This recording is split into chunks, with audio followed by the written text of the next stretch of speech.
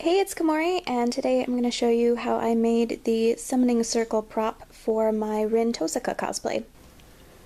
I started by taking a piece of wrapping paper that had a 1-inch grid printed on the back of it, and then sketched out the base design for the summoning circle so that I could have guidelines for drawing the design and making the tape marks on the vinyl later on.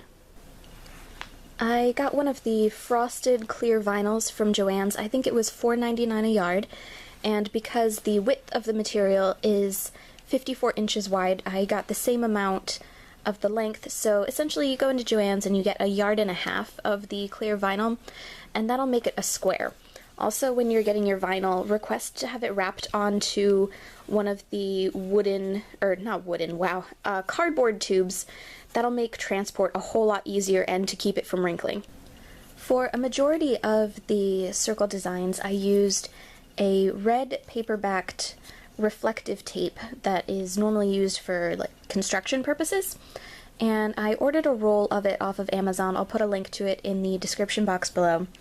So then I just cut it into little pieces and then further cut them into strips, and then peeled off the paper backing and just put them onto the vinyl over the lines that we made earlier on the paper template.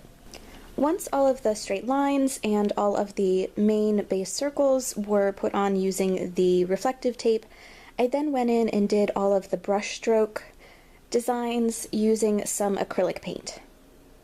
The nice thing about painting on the vinyl is that because it's a plastic, it dries super quickly. Trim off the excess vinyl on each of the edges, and with that, the summoning circle is done. For more videos on how to make fake cosplays, please subscribe, and thank you very much for watching.